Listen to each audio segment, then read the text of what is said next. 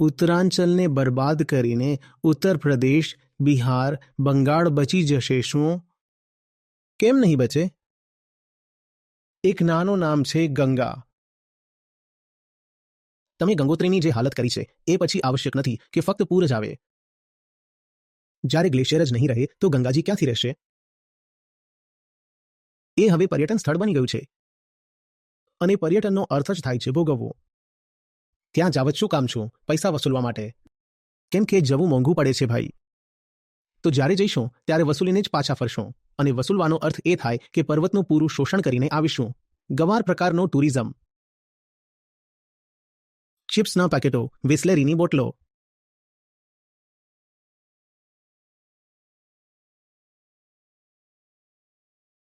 કેટલાય ઝરણા છે ત્યાં. લગભગ દર 200 મીટરે એક ઝરણું હોય છે, ખાસ કરીને વરસાદી ઝરણા. આમ તો સુકાઈ જાય છે પણ વરસાદમાં વહે છે. તમે હવે ધ્યાનથી જુઓ તો કેટલાય એવા ઝરણા છે જે ફક્ત પ્લાસ્ટિકના કારણે અટકી ગયા છે. એ વહી જ નથી શકતા હવે. પ્લાસ્ટિકે એમને રોકી દીધા અને પાણી અટકતું જાય છે. ઉપરથી તો આવી રહ્યું છે, બરફ ઓગળી રહ્યો છે. અટકશે પછી શું કરશે? પછી તોડફોડ કરશે અથવા જ્યાં અટક્યું હોય ત્યાંના પથ્થરોને ઓગાળી નાખશે. અને ઓગાળી નાખશે તો શું થશે? બધું નીચે ધસી જશે.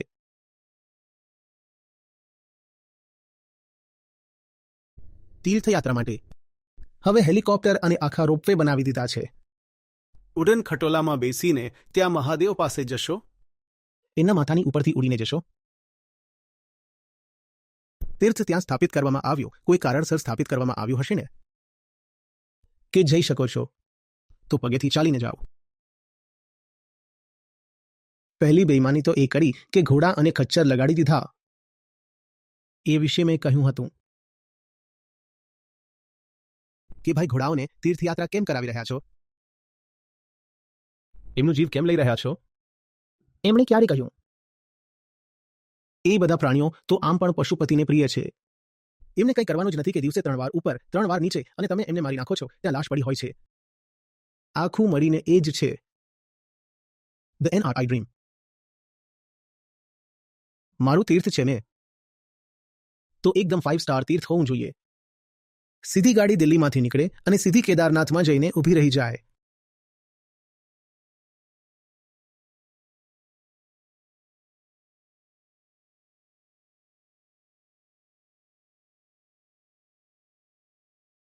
ત્યાં તો જરૂરિયાત એ છે કે જે ધાર્મિક પ્રવાસન થાય છે એને પણ નિયંત્રિત કરવું જોઈએ.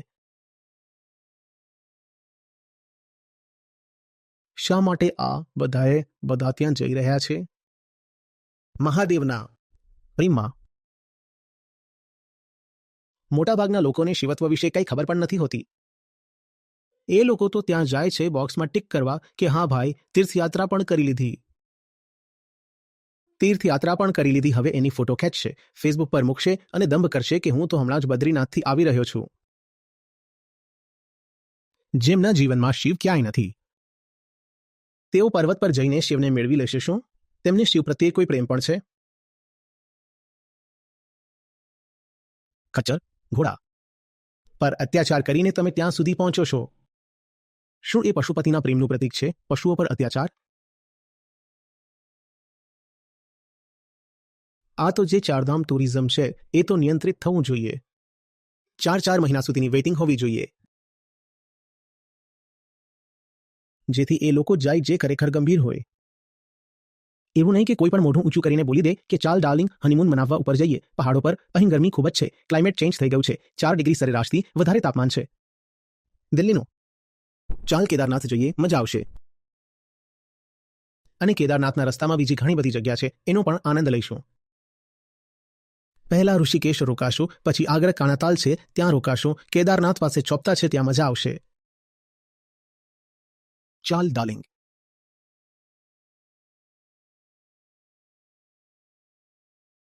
છ મહિનાની વેટિંગ રાખો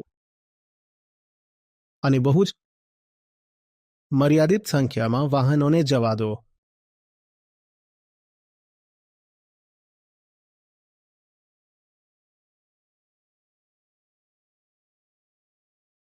એકથી એક મોટા માંસાહારી અત્યાચારી ભ્રષ્ટાચારીઓ ત્યાં ચડી રહ્યા છે પર્વત પર. એ લોકોના પાપ તો સાફ નહીં થાય પહાડ ચડવાથી. હા, પહાડ જરૂર ગંદો થઈ જશે તેમના કારણે. આવું ન કરો કે રસ્તો એટલો પહોળો બનાવી દીધો કે આખી દુનિયાની ગાડીઓ પર્વત પર ચડી જાય. રસ્તો તો પાતળો જ રાખો, જેથી એ જ જઈ શકે જે ખરેખર લાયક છે, જેમાં એકલું સંયમ છે, એકલી યોગ્યતા છે, અને એટલો પ્રેમ છે કે તેઓ કહેશે કે અમે રાહ જોઈશું. મારો નંબર 6 મહિના પછી આવશે તો પણ હું રાહ જોઈશ. હું ત્યારે જઈશ. એવું થોડી કે ગુડગાંવના અમીર છે, લીધી પોતાની ફોર્ચ્યુનર અને ચઢી ગયા તરત જ અને બહુ ખુશ થયા કે વાહ, હવે રસ્તો કેટલો પહોળો થઈ ગયો, મજા આવી ગઈ. વચ્ચે વચ્ચે ચિકન ટિક્કા પણ મળી રહ્યું છે.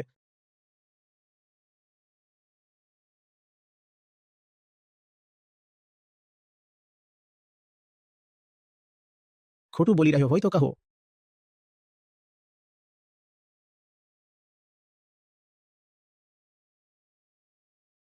પહાડોમાં પ્રદૂષણનું સૌથી મોટું કારણ કોણ છે?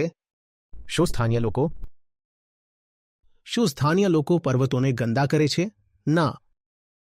સ્થાનિય લોકોમાં તો થોડુંક પહાડો પ્રત્યે પ્રેમ હોય છે. પહાડોને ખરાબ તો આ પર્યટકો કરે છે. અને એ જ પર્યટકોને તમે વધુમાં વધુ ત્યાં બોલાવી રહ્યા છો. શા માટે ભાઈ?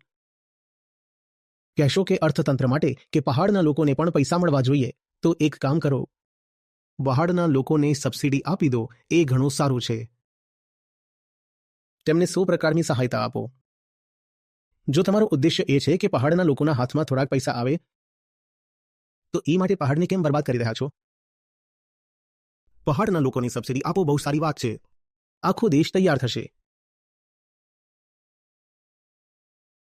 ભાઈ, આખો દેશ જે ટેક્સ ભરે છે એના અડધાથી વધુ તો તમે ખાઈ જાઓ છો તમારા ભ્રષ્ટાચારમાં. ઠીક, આપણો તમારો જે ટેક્સ જાય છે, તમને શું લાગે છે કે એ વિકાસના કામોમાં વપરાય છે? આપણો તમારો ટેક્સ તો આ બધા જ ખાઈ જાય છે, નેતા અને બ્યુરોક્રેટ. તમને પહાડોની એટલી ચિંતા છે તો આપણે જે ટેક્સ આપીએ છીએ એ જ ટેક્સનો ઉપયોગ કરીને પહાડના લોકોને સબસિડી આપી દો. એમનું જીવન સારું થઈ જશે આર્થિક રીતે પણ. પણ પહાડોને બરબાદ કેમ કરો છો? આ કેટલી અજીબ વાત છે. એક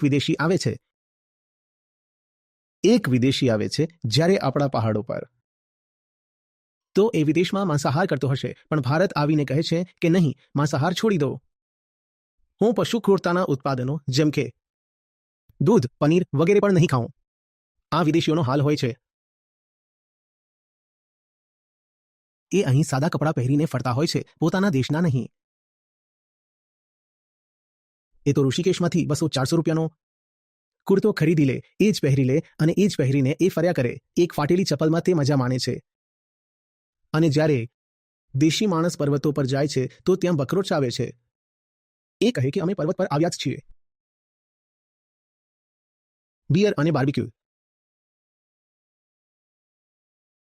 વિદેશી માંસાહારી છે, પણ પહાડ પર આવીને બની જાય છે શાકાહારી. અને દેશી માણસ પોતાના ઘરમાં ભલે શાકાહારી હોય, પણ પહાડ પર જઈને બની જાય છે બળાત્કારી, એકદમ સંપૂર્ણ માંસાહારી. આ છે આપણી મહાન સંસ્કૃતિ. અને એ માટે, કારણ કે સંસ્કૃતિમાં અધ્યાત્મ ક્યાંય નથી, સંસ્કૃતિ માત્ર છે. મીઠું બોલો રામ રામ. તો મીઠું રામ રામ બોલે છે. પોપટ વટાણ સંસ્કૃતિ.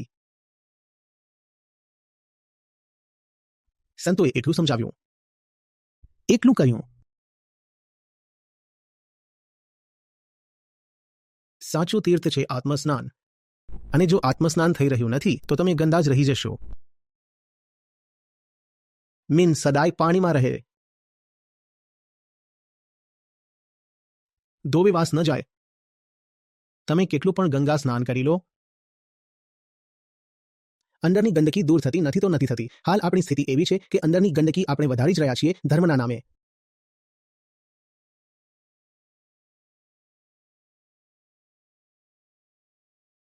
અને ગંગાજી આપણને શું સાફ કરશે? આપણે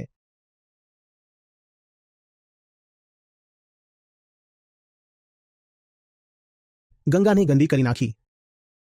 અને સમજાવનારા કહી ગયા કે પાણીમાં મલમલ નાહીને શું ફાયદો? મનનો મેલ દૂર કરો રે પ્રાણી.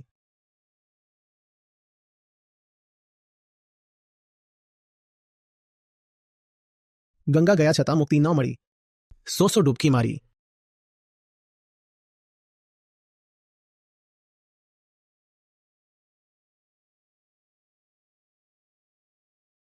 પણ જ્યારે મનનો મેલ સાચવી રાખવો હોય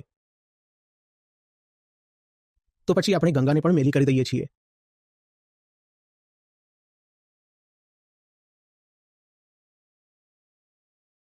અને જ્યારે અંદર જાનવર બેઠો હોય ને તો આપણે પહાડોના જંગલોના બધા પ્રાણીઓને કાપી નાખીએ છીએ.